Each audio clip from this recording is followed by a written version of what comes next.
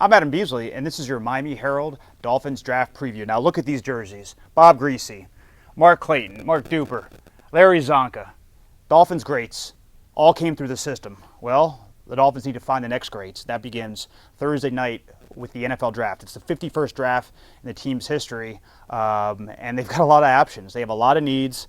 Corner obviously is the top of the list. They could use another linebacker. They could use a defensive lineman.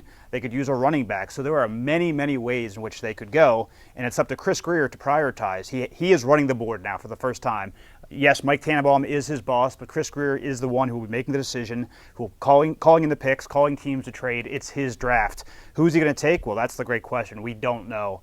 The hope is one of two players fall to them. One is Ezekiel Elliott. The other is Myles Jack. Elliott is the running back out of Ohio State, averaged 1,300 yards a season as a Buckeye. The other is Myles Jack, who would probably be a top 2 or 3, maybe 4 pick, if not tearing his meniscus early in his junior season at UCLA.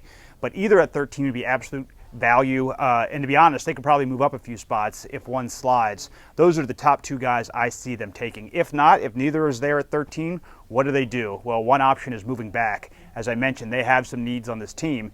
You trade back in the first round, you could pick up additional draft picks, perhaps other assets. They got Kiko Alonso and Byron Maxwell in the trade with the Eagles for moving down from 8 to 13. Could they slide from the 13 down to the 20s?